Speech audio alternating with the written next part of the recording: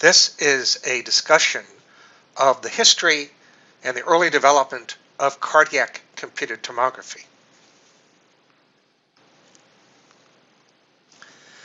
Those who don't know history are destined to repeat it. This was the advice of Edmund Burke, British statesman. In 1978, James Burke, not related, produced a series called Connections, which regales the connectivity of the history of science. Cardiac CT is truly a history of connections.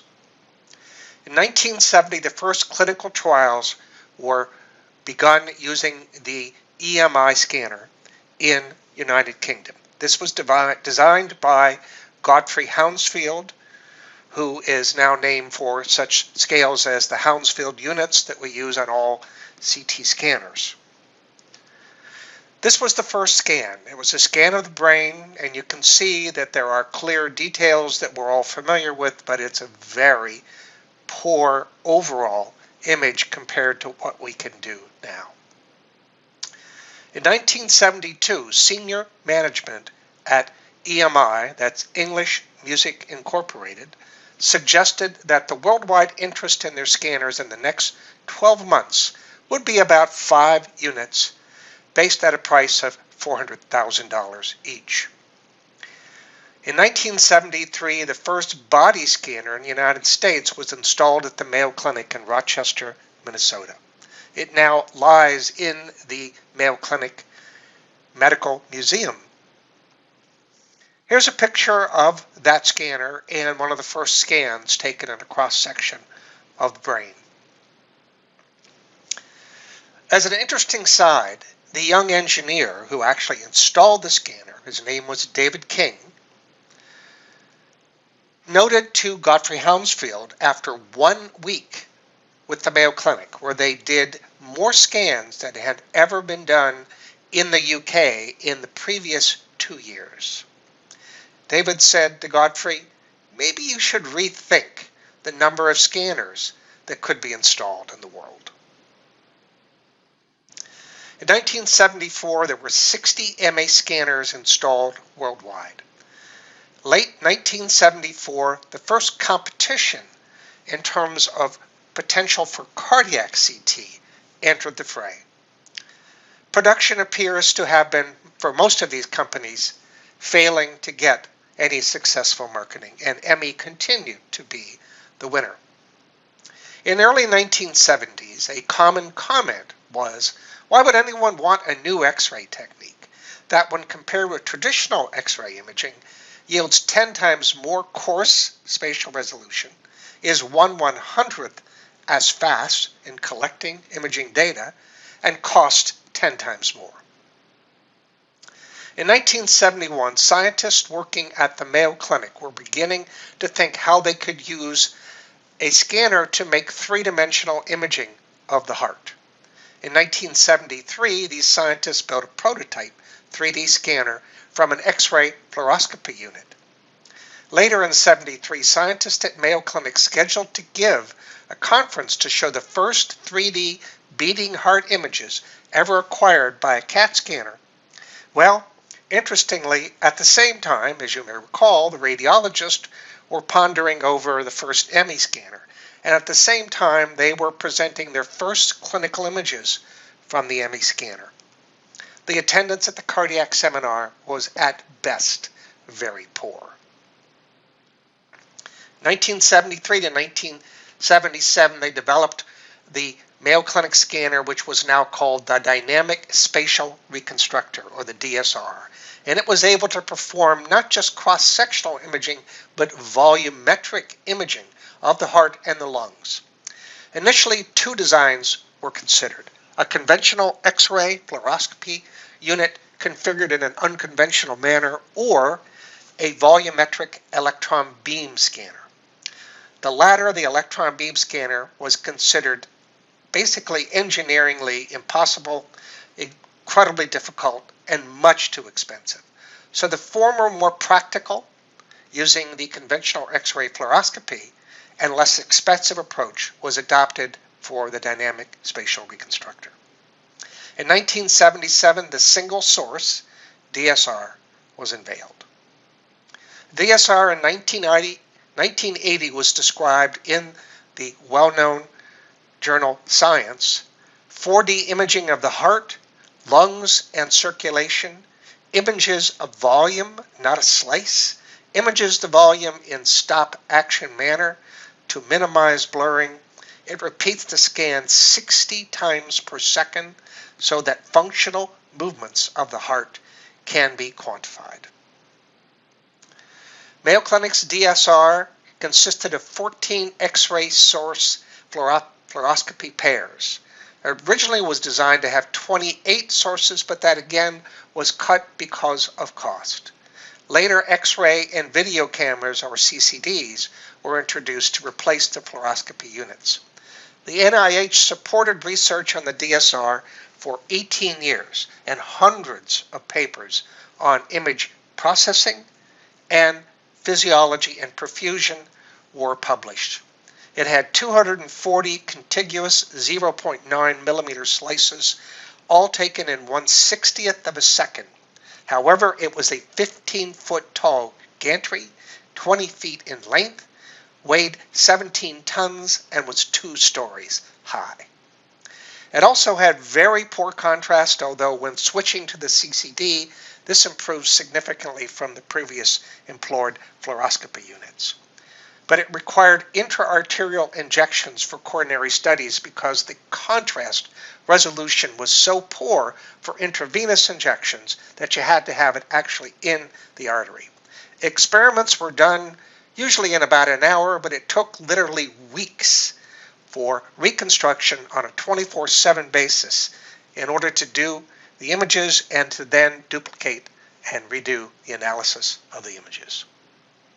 It was decommissioned in Mayo Clinic 1998. Now, let's talk about the conventional X-rays. Conventional X-rays, as you might know, are polychromatic. They have many energies.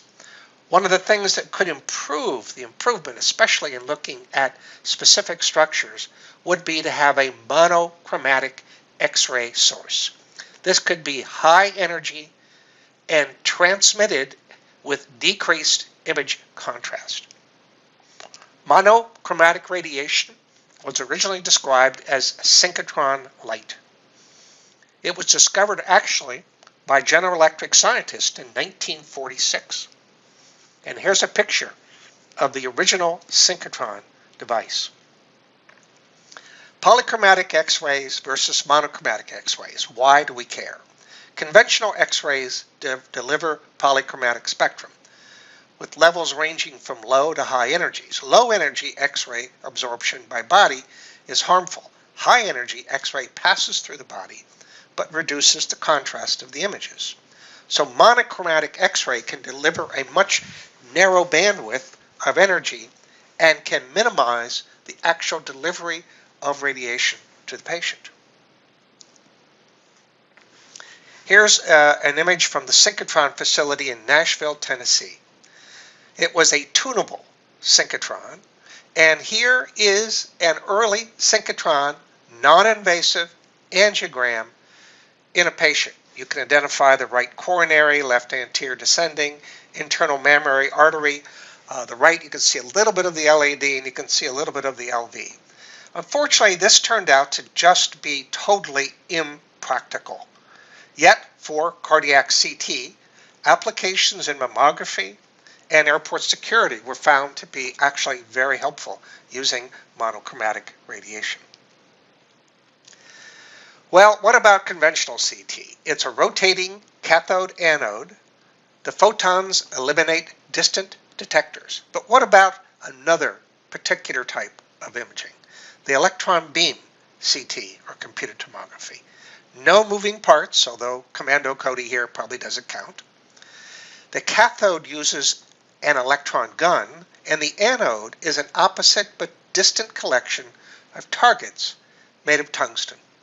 Photons from tungsten illuminate opposite solid-state detectors, which were developed specifically for electron beam CT.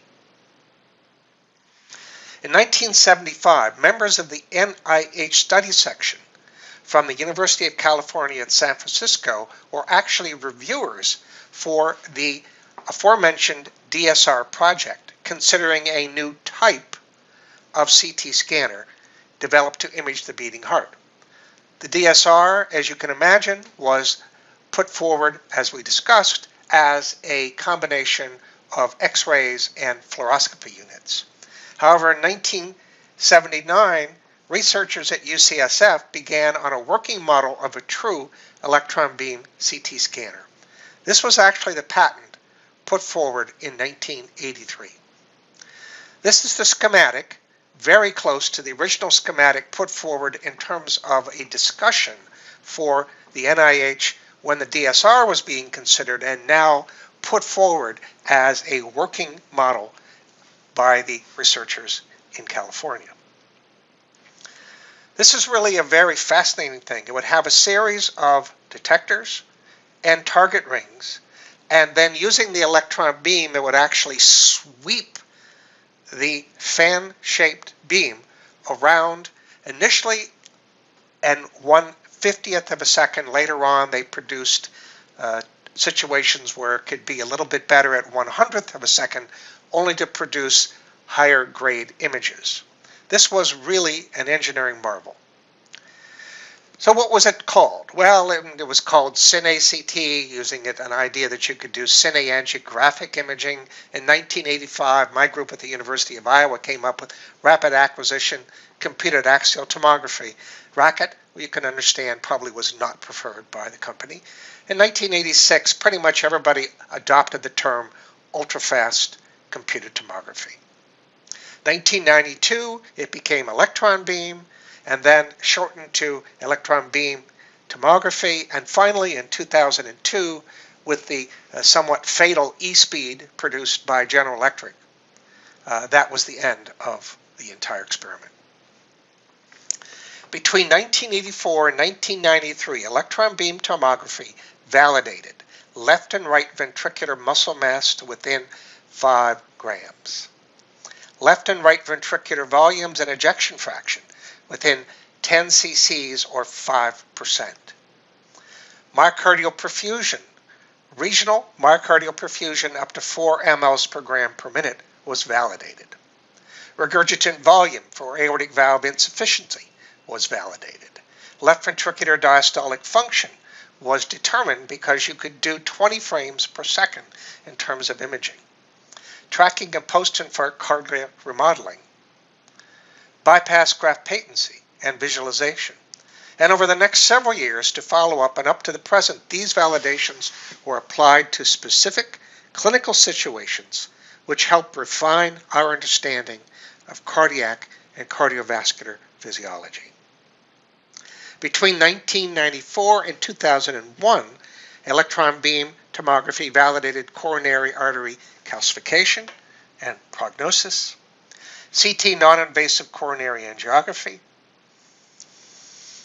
The 1983 first prototype Cine-CT scanner produced was made by a company called Electron, based in South San Francisco. 6 scanners by 1984 were sold to academic institutions. This was the C100 scanner. In 1985, the first papers were published on left ventricular mass, left and right ventricular volumes. 86, the first papers were produced on myocardial perfusion.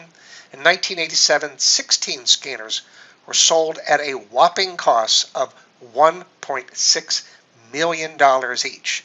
Now recall at the time, a conventional CAT scanner, which was not able to do cardiac work, sold generally for about $750,000. The C150 model was purchased, and it was turned out to be the best model of the entire situation. However, it still used 1980 computers. 1989, the first paper was published on coronary artery calcification.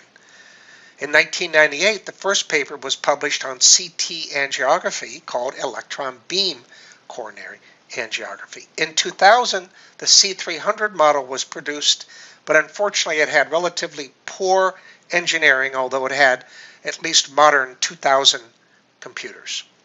In 2001, there were a total of 125 installed units in the world, involving the C100, the C150, and the C300. General Electric in 2001 purchased Electron and unveiled in 2002 the so-called E-Speed. It had thinner slices, but they totally removed any of the cine functionality because none of their radiology colleagues thought it would be useful. Electron beam capabilities, 50 millisecond and 100 millisecond temporal resolution, up to 12 centimeters of the heart could be scanned in 8 seconds, 17 frames per second cine rate, 8 millimeter, 3 millimeter, and with the E-Speed 1.5 millimeter sections were available.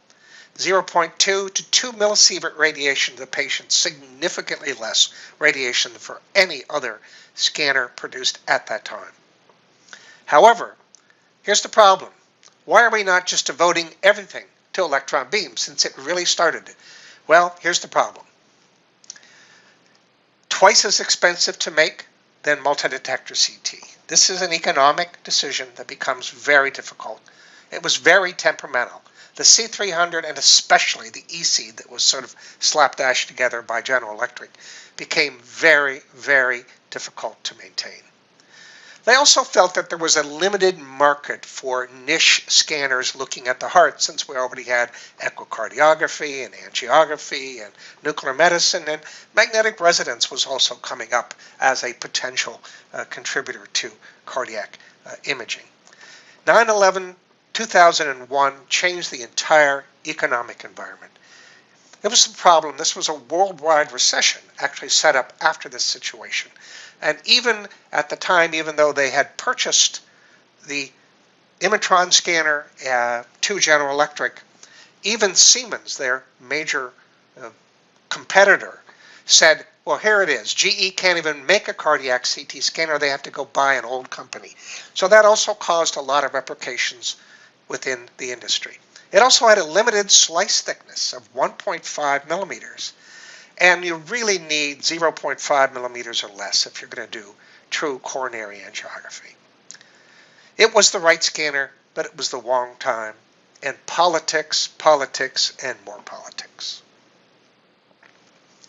The future of cardiac CT now with 64 slice, 256 slice, and 320 slice scanners is outstanding. It is now becoming probably the most useful scanner in the emergency room, in the outpatient clinic. It is beginning to now surpass all the other things that held it back. Echo, angiography, magnetic resonance, nuclear medicine. It has very bright future.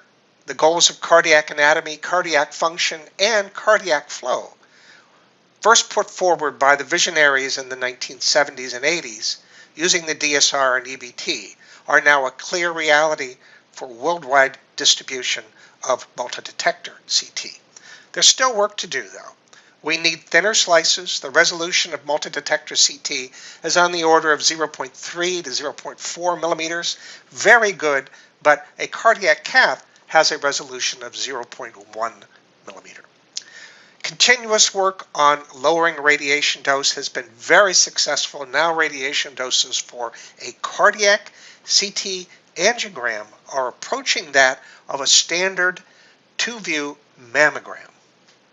We have long to go, though, in improving the education of the referring physicians and the patients, and this is where the politics have come in over and over again. And we must consider more consistent insurance reimbursement. Thank you.